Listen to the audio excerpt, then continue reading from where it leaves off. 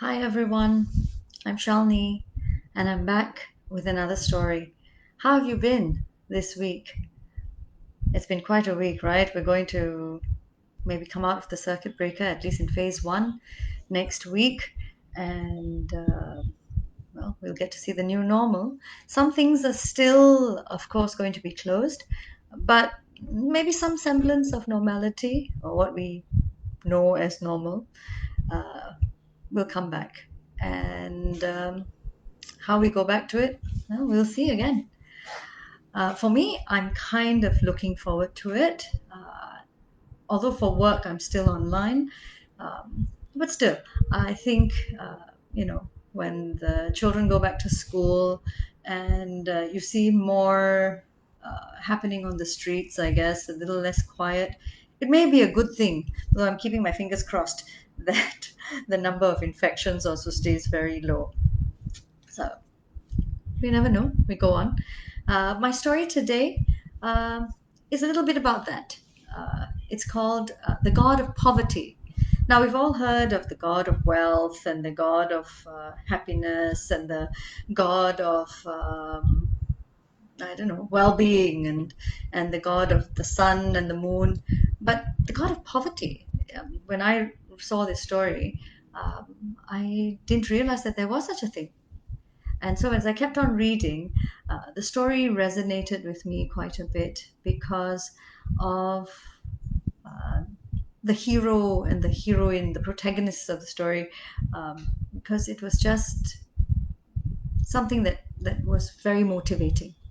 And so, if you're all comfortable, all ready, I am here to share that story with you. The God of Poverty. Now, there was a young man named Hiro, because my story is a Japanese folk tale. So, Hiro was a young man who was very hard working. His parents were no more, and his father had left him a little paddy field and a small vegetable patch near the mountains. And every day, Hiro would go down and work at his field and his paddy field without a break. He would be there before the sun rose, and he would only come back after the sun had set. Now you'd imagine that he put in so much hard work, he'd see something for it. But unfortunately for Hiro, there was nothing. But that did not mean that he gave up. He just kept at it. And because he was such a nice young man, such a hard-working young man, the village matchmaker managed to find him a wife. And boy, what a wife! Aiko was just as hardworking as he was, perhaps even more. After taking care of all the household work, she would go and join him in the vegetable patch in the paddy field, and together they would work till the sun set and then come home. So this went on for a long time. Now, for all their hard work, unfortunately, whenever they planted seeds, crows would come and peck at them and eat them up. Whenever a few of those that were left sprouted, rabbits and caterpillars would come and nibble on them, big holes. And say, any survived that, and the roots of their daikon and their radish, sweet potatoes grew, wild hogs would come and dig them up. And so they would be all out, hardly grown. And if they managed to even salvage a few of those, they were really meager. But they brought it home anyway. And when they put it in their store, house mice would get to them. Anybody would think that they would give up by then. But nope, not Hiro and Aiko. It made them work even harder. So it came to December one year, and Aiko and Hiro were preparing the house for the new year on the 1st of January. And they were cleaning their house and making sure everything was spick and span. So they're cleaning the storeroom, cleaning the rooms, and they came to the family altar. And Aiko said to her husband, husband, we may not have had much this year, but we've been healthy and we've been able to work. So I think that's plenty, isn't it? Hiro nodded in agreement. as he started to clean the altar. Now, as he began to dust and sweep, he heard a sound. He was like, "What's that?" And he reached behind where the sound was coming from. He reached out and he picked up what looked like a shriveled prune, but it was wriggling, so it couldn't have been a prune. And it was like wriggling away, and Hiro put it in the palm of his hand and looked at it, and so did Aiko. And they discovered that it was a little mouse. And they looked at that mouse. Oh, uh, and they asked him a gazillion questions. Who are you? What are you? Where did you come from? How did you come to be here? How come we've never seen you before? And the shriveled up old mouse looked at them. Please don't stop me now. I'm the god of poverty, and I want to leave your house. Well, god of poverty? They'd never heard of a god of poverty before. And they asked him again, God of poverty? He said, yes. I mean, I've been here for a long time. This is not I haven't just been here like a month or two. I've been here, young man, since the time of your father. Oh, that father of yours. What a man. What a character. He was so lazy. Oh my God. I loved him. He did not lift a finger. He was a farmer, and he wouldn't wake up until the sun was high in the sky. And then he'd go out there, do a few things, and he'd be back home sleeping. And when it came to evening, the first thing that would be out was his lovely sake. And some of his friends would come around, and they'd be drinking and gambling. Oh, those were the days. He let the fields that he had, and he had many, you remember, right, Hiro? He had so many fields, and one by one they went to dust. They had to be sold off because he never worked. Until the time came when he only had that one vegetable patch that you have and that sunless paddy field. Any help that he had, any workers that he had, left because he was such an ill-tempered man when he was drunk. Kicked them, beat them, swore at them. Nobody stayed. And by the time he died, he was a pauper. So I thought,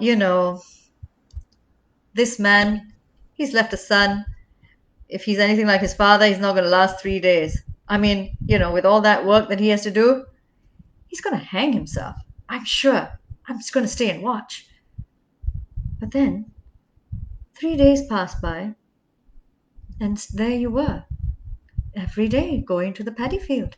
Every day going to the vegetable patch. And a month passed by, 2 months, 3 months, 6 months, and you were still at it.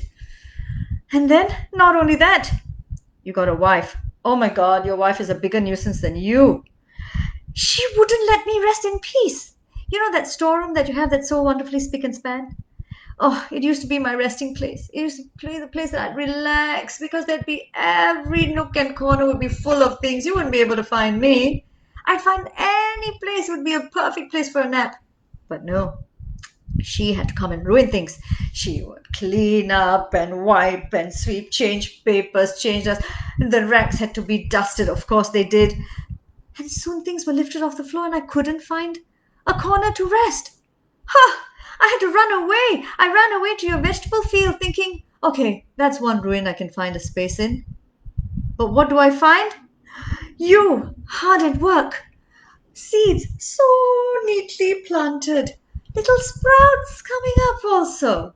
And then, oh no, I couldn't let that happen. Of course not. I mean, I had to call the crows to pick on your seeds. I had to call the rabbits to come and peck at your leaves. Those caterpillars, I had to call them special favor. And then the wild hogs, when those things started to grow, and you still managed to bring stuff back. Ugh. I had to call the house mice, my friends, my cousins, anybody who would help me. But you still didn't give up. And so, you see, I was so rested. I used to be so plump and nice. And now, look at me. so shriveled, so thin. I don't want to move. I love this place. I've been here for so long. But you've left me no choice. Okay, bye bye. But then before he could move, Hiro said, please, please, please, wait, wait, wait, wait, wait, wait. And he turned to Aiko and said, I think, wife, you know, right? And Aiko smiled at her husband and said, yes, husband, I think you are right. You know, people worship gods everywhere. I've heard of God of anger. Heard of God of ill health. And even those gods are worshipped. Why don't we just keep him as our God? Anywhere he goes, really, the poor thing is not going to be treated well. We don't have much, but we can share. We can take care of him like a father, like an old ailing father. Hiro looked at his wife and said, yeah, I think that's a good idea. And he turned to the mouse in his hand and he put him up on the altar and looked up at him and said, dear God of poverty, please do stay with us. You're not going anywhere. You are here from the time of my father, so you are no stranger to me. Please stay and bless us with your presence. If you want to send the birds, go ahead. If you want to send the rabbits, by all means, it's all up to you. We just have to work harder. On our part, we will treat you as our elder and keep you in our home and share with you what little we have. And so it came to be that the god of poverty stayed with Hiro and Aiko. Every day, Hiro and Aiko, before they left for work, would go to the altar and say, God of poverty, here's a little bit of millet. We don't have much, but please do share with us. God of poverty, here's some sweet potato. We've had a good harvest. Well, better than usual. So we'd like you to have the first share. And so, like that, every day and every night, they shared their meals with the god of poverty. And this way, 1 year went by, 2, and then 3.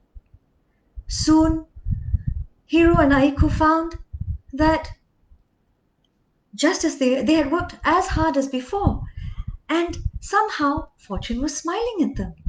When they planted seeds, no crows came.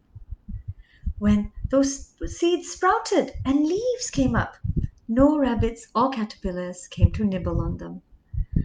When those little daikon and radish and sweet potato roots grew, and they grew really big, no wild hogs came to dig them up and destroy them or gnaw at them. And when they brought all their harvest home, no house mice got to them. In fact, from one cartload, one small cartload, they had to upgrade to a bigger cart, and then a bigger one, until 1 year, that third year, Hiro said to Aiko, oh my God, we have so much. What are we going to do with all this? Let's share it with our neighbors. We can't fit it in our storeroom. It's too small. And so that's what they did. They took their harvest and they went to each of their 3 or 4 neighbors and knocked on their door and said, I'm so sorry to bother you. We have an extra harvest this year and we don't know what to do with it. Would you please take it? And their neighbors took it very gratefully, for theirs had not been such a good one. And due to their kindness and generosity, their neighbors' children grew strong. Their neighbors' families were fed well. And so the next year, they Aiko and Hiro had a knock on their door, and they saw outside their neighbors standing there with buckets and buckets full of produce. And the neighbor said, you know, Hiro and Aiko, you were so generous to us last year. You gave us food. And because of what you shared with us, our children grew strong. Our elders were fed well. And we could all as a family work together and cultivate our own farms. And you see how much we have? And Hiro and Aiko were like, oh my, that's more than we can keep in our storeroom. They took it in. And the village elder looked at them and said, you know, you need a bigger storeroom for all this food that you've been given and all that you're growing. In fact, they started looking around at Hiro and Aiko's house and the grounds. In fact, I think you need a new house. My God, look at this ruin of a house that you live in. Come on, we'll all help you build one. And so the neighbors all got together and helped Hiro and Aiko build a new house. Some cut wood, some strung the bamboo strings, some helped to create the mats. Together, some got the rice paper for the doors and the windows. Together, they helped Aiko and Hiro bring a new house.